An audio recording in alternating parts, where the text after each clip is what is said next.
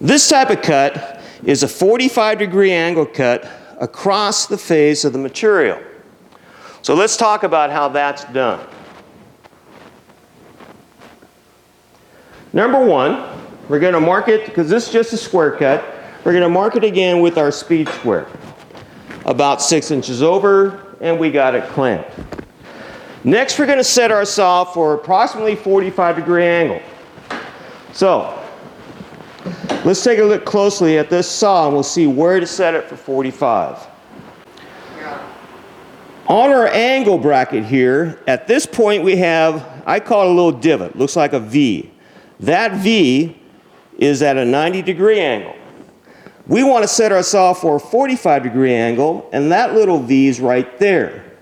And then when I look down in here, I'm going to see, and it's hard to see, there is a slight point on this mark of the saw. So to set for a 45, loosen this, we bring this over until, let's see if we can see here, there's my little indicator mark that's attached to the saw, and there's the 45 indicator on the gauge. So that's 45 degrees, lock it down. Is it perfectly 45? No, but for framing, it's close enough for us.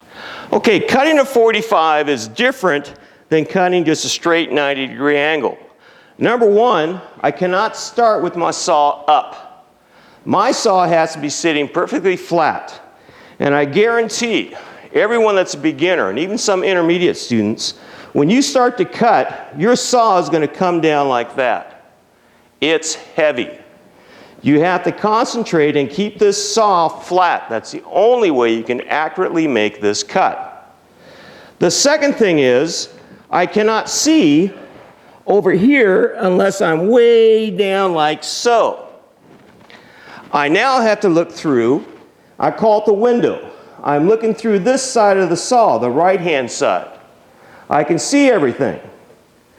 But it's really hard because I want to keep this side of my material, and the blade kind of hides it. So you have to judge where your saw blade's going to be in reference to this line. So the way we're going to do this, same thing. We're going to keep our saw flat. And what I'm going to do, I'm going to make a series of short cuts back and forth. Again, keeping the saw flat until I get about halfway through. And by then I should have my saw lined up with this pencil mark. The saw is heavy, it's at an angle, I guarantee it's going to want to drop. You have to concentrate and keep the saw so it's not rolling over. However you do that, maybe a hand here.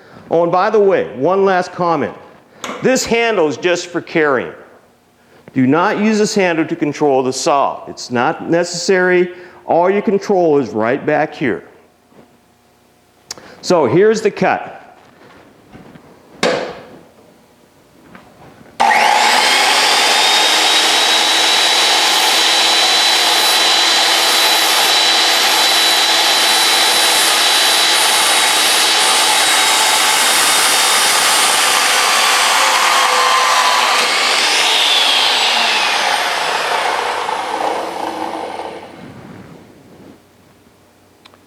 Now in this case, notice I didn't let the saw drop down.